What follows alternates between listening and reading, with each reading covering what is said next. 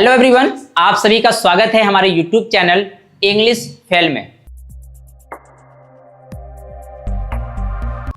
दोस्तों, आज की इस वीडियो में हम लोग बात करने वाले हैं 3 स्टाइलिश एंड डिफरेंट फ्रेजेस। और इस डिफरेंट और स्टाइलिश फ्रेज को जानकर हम अपने इंग्लिश में 4 चांद लगाएंगे, अपने इंग्लिश को थोड़ा और स्टाइलिश बनाएंगे। तो इस फ्रेजेस के साथ हम लोग इंग्लिश में प्रैक्टिस भी करेंगे। जैसा भी आप देख रहे होंगे, ऊपर लिखा हुआ है स्पोकन इंग्लिश प्रैक्टिस। तो ये होता क्या है कि हमारे आपके पास अच्छा खासा नॉलेज होने के बावजूद भी हम जब भी इंग्लिश में बात करते हैं तो कुछ ऐसे सेंटेंसेस आते हैं हमारे सामने जिसमें हम कंफ्यूज हो जाते हैं, हम उसको इंग्लिश में ट्रांसलेट कर ही नहीं पाते। तो ऐसे ही हम अपने वीडियो में 3-4 फ्रेजेस लेके आते रहेंगे और आपको नॉलेज देते रहेंगे।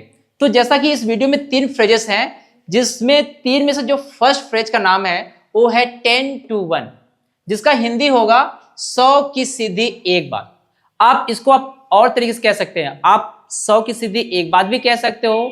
कुछ लोग का कहना होता है कि 10 बातों की एक बात, लाख बातों की एक बात, या फिर कुछ लोग ये भी कहते हैं कि मानो या ना मानो।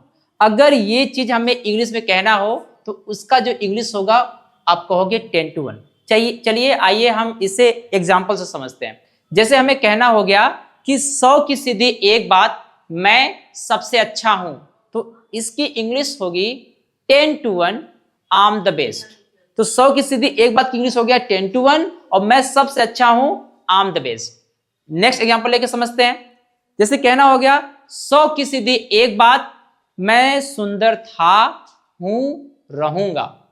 तो आप क्या कहोगे 10 to 1, मैं सुंदर था पास्ट में हो गया, आई वॉज हैंडसम। और मैं सुंदर हूं प्रेजेंट में है, आई एम हैंडसम। और मैं सुंदर रहूंगा तो आप क्या कहोगे आई विल बी हैंडसम। उम्मीद करता हूं ये जो फर्स्ट फ्रेज है आपको समझ में आ गया है। ठीक है, जो नेक्स्ट जो फ्रेज है वो है इट्स एनफ ऑफ। तो जिसका हिंदी क्या होगा, हद हो गई। कभी कभी हमें हिंदी में कहना होता है कि हद हो गई यार।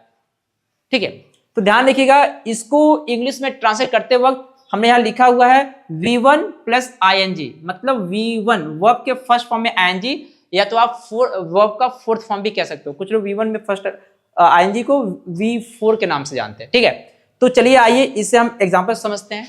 जैसे हमें कहना हो गया कि यार इंग्लिश में बात करने की हद हो गई, फिर आप क्या कहोगे, हद हो गई की इंग्लिश होगा इट्स एनफ ऑफ। और बात करने का तो वर्ब क्या है, टॉक। टॉक में ING डालेंगे, talking. It's enough of talking in English. अगर ये चीज कहना है कि कक्षा में देर से आने की हद हो गई तो आप क्या कहोगे, it's enough of coming late in the class. इस तरीके से समझोगे। ठीक है, तो उम्मीद करता हूं जो हमारा जो सेकंड फ्रेज है वो भी आपको समझ में आ गया है। तो आइए जो थर्ड वन, जो लास्ट आपका फ्रेज है वो है फॉर एन इंस्टेंट।